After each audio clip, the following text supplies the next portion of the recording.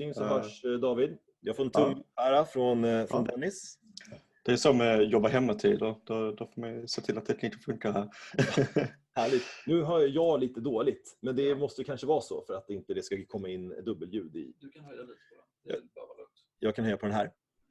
Det vet jag inte om jag gör för det är en dator som jag inte känner igen. Men det är helt okej. David, du och Anne, ni båda två är på plats, ser jag. Yes. Kan inte du göra så att jag presenterade er lite tidigare. Ni är från Siteimprove. Ni jobbar med WCAG och tillgänglighetsdirektivet på lite olika sätt och du ska förklara lite mer hur ni gör det. Och vi har haft dialog och samarbete kring ett samarbete sedan en tid tillbaka för att kunna jobba just med de här frågorna som bland annat har kommit in här. Vi vet att det är en stor fråga, framförallt inom offentlig sektor. Men kan inte du presentera dig själva lite mer? Det blir så här att jag heter David Svensson. Jag jobbar på Siteimprove sedan över 6 år.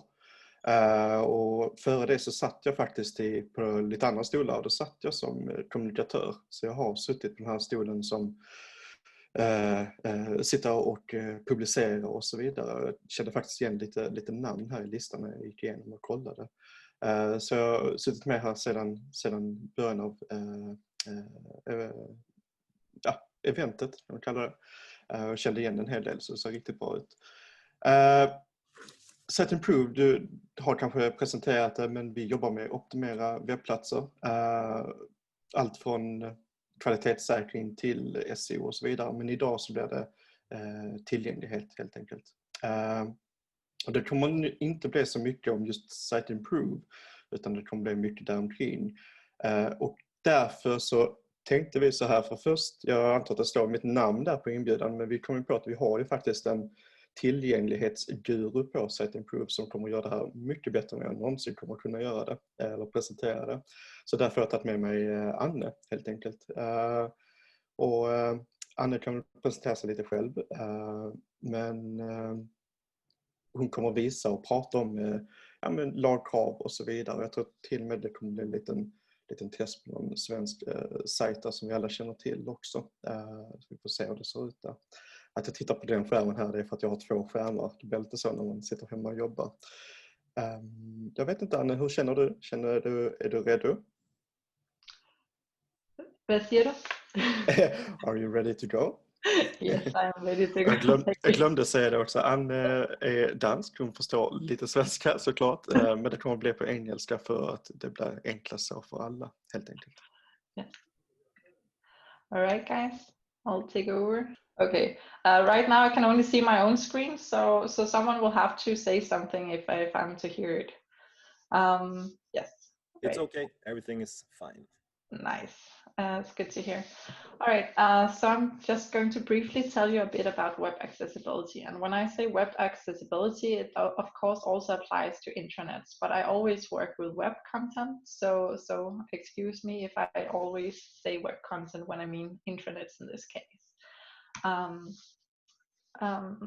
My name is Anne Nørgaard. I'm a digital accessibility product expert with Siteimprove. I've worked with accessibility since 2012 and in Siteimprove since 2015. And lately I've been spending most of my time working on what we call the White Tools project, which is an EU Horizon 2020 project. It's an innovation grant we got to work on developing the testing tools for accessibility for the future. I'm also a co-author of a W3C standard for accessibility, the Accessibility Conformance Testing Rules Format, first version, which is a standard on how to write rules for testing for accessibility. I've also been part of translating the WCAG 2.1 into Danish for the official W3C translation.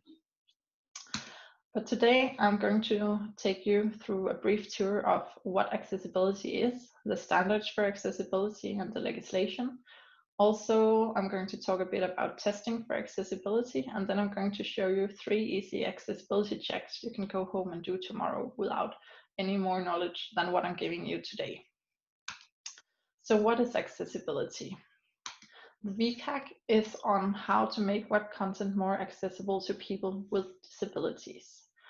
And when talking about disabilities, the official definition today is that a disability is a mismatch in interaction between the features of a person's body and the features of the environment in which they live.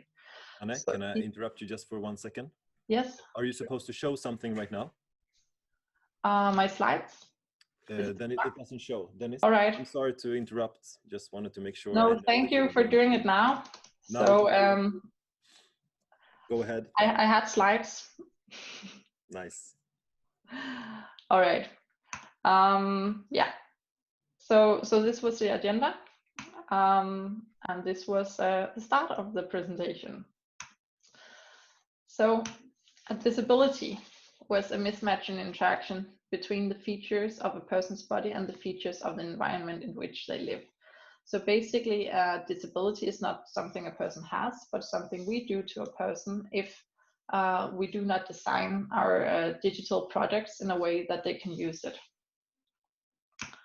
Yeah, and when we talk about disabilities, we often think about permanent disabilities, which kind of limits the scope of who can benefit from accessibility, because we often talk about how many blind people will be using my website, when actually we should think about a much broader audience of also temporary and situational disabilities. So for instance, in the area of perception, a permanent disability could be having low vision. A temporary one could be that a person has lost his or her glasses or forgot them at home when going to work. And a situational disability could be that there is a sun shining on your screen, so you cannot see what's going on under the glare.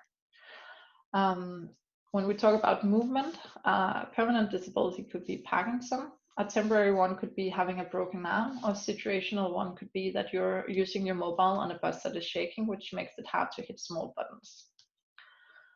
For cognition, a permanent disability could be dyslexia. A temporary one that most of us have tried is that if you're drunk, you don't understand as much as you normally do. Or it could be that you're consuming content in a foreign language in which you don't understand everything.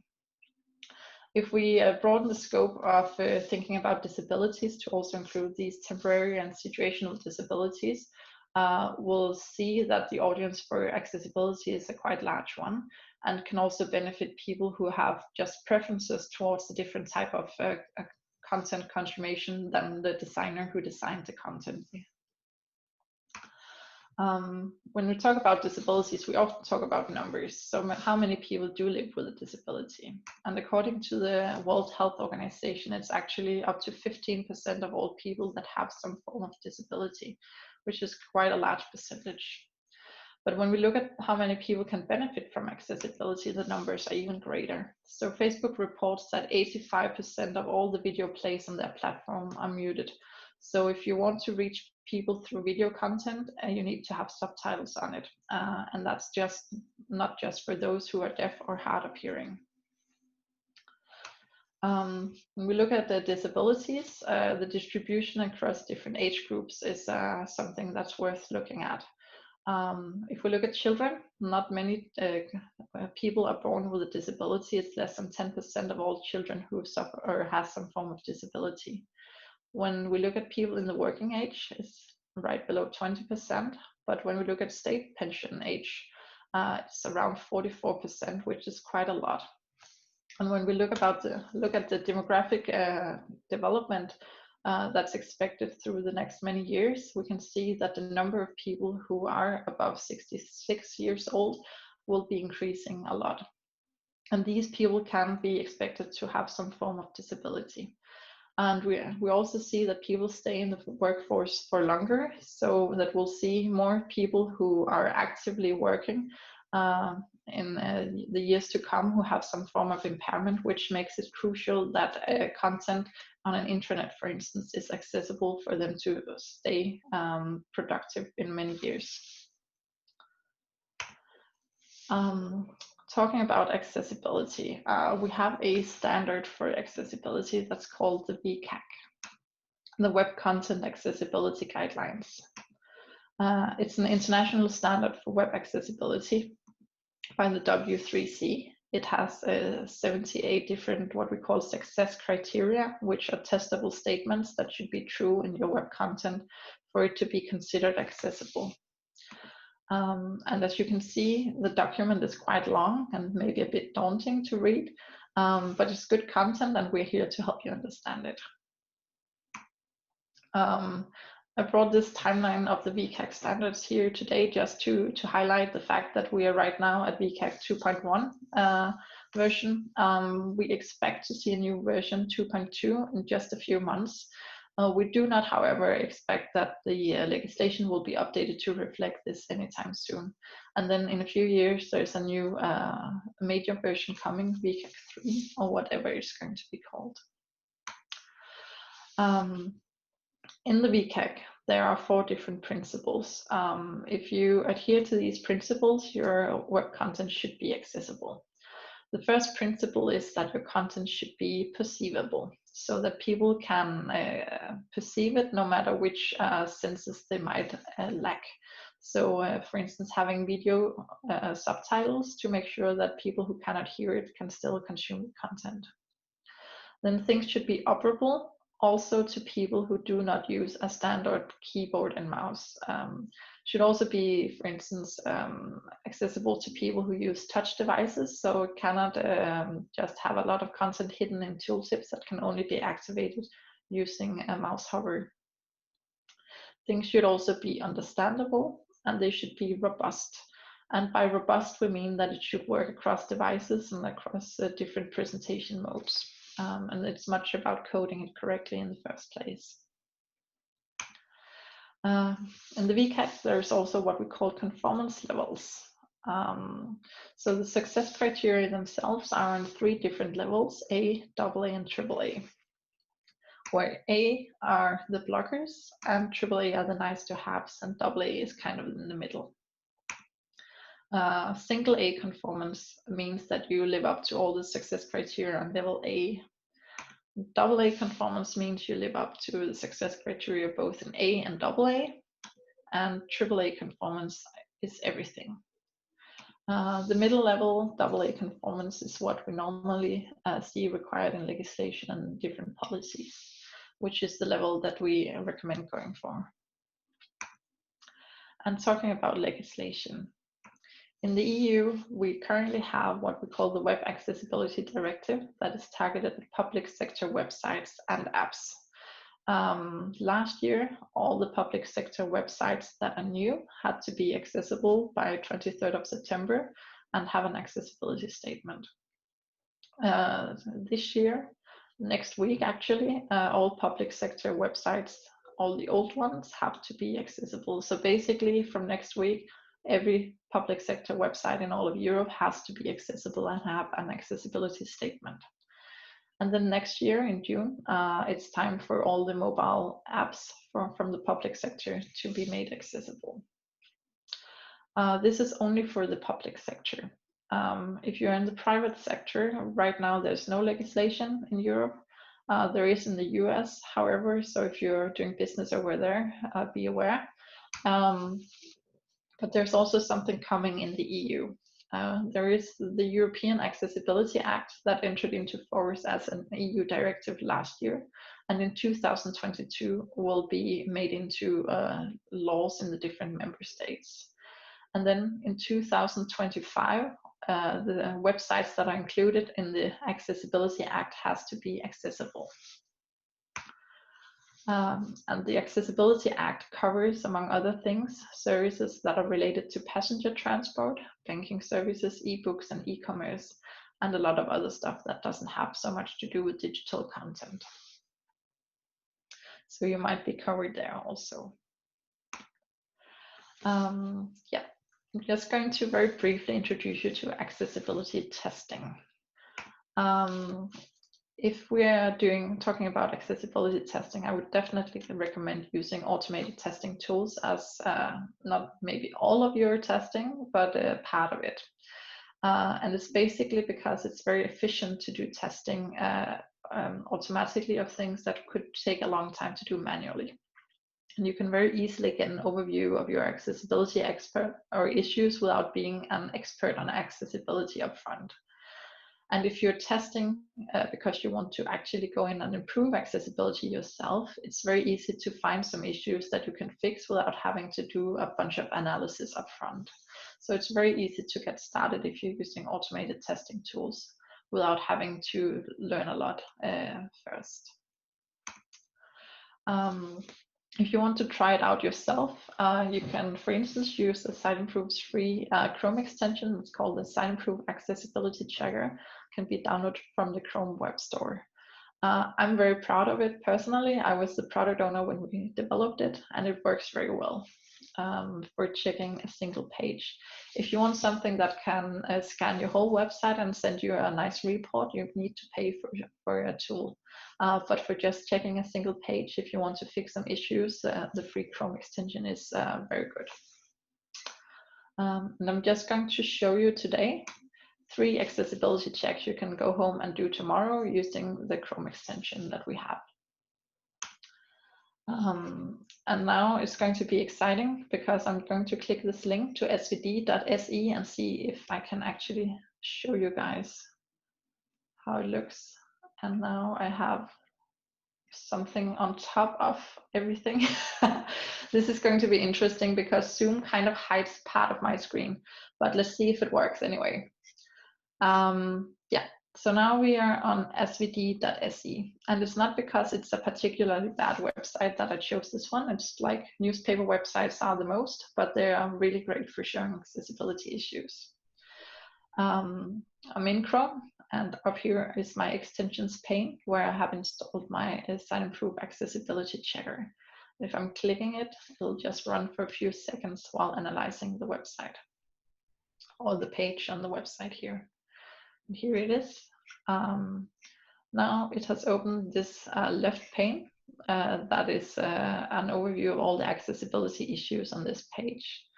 If I open the filters, I can see here that I have already sorted on AA conformance level. So that is the thing that is most often required. Right now I'm only looking at specific accessibility errors, not warnings and reviews. And if I was going to go fix some things, and I know I don't know anything about coding, I could untick the boxes for developer and webmaster maybe, so I only look at the editor issues. Right now I'm just choosing to see everything. So the first issue I would like to show you guys today is in the category of non-text content, and it's an image with no alt attribute.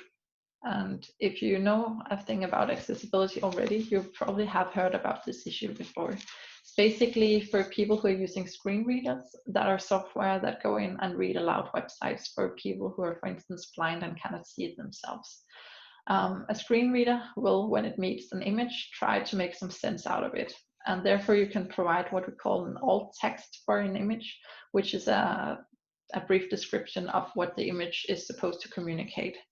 You can also add an empty alt attribute, which will communicate to a screen reader that this is an image that doesn't contain any information, so it should be ignored. And that should slim the user experience a bit. What happens if you don't have any of this? You don't have an alt text and you don't have an empty alt attribute. The screen reader will anyway try to make some sense out of images. And usually what it will do is to read aloud the URL of the image, which in this case will be https://svd.vtc.no/v2/images/625e and so on. This doesn't really improve the user experience. It doesn't add any information. It just clutters the experience and makes it hard to get an overview of the page. So here we'll just highlight all the images that are lacking this alt attribute for you to find them and go and fix them. It's important for your intranet that you allow editors to add an alt text for images when they add content. And if they don't add the alt text, it's important that the CMS by itself inserts an empty alt attribute so that you don't get these file names read aloud. If we go one step back to find another issue.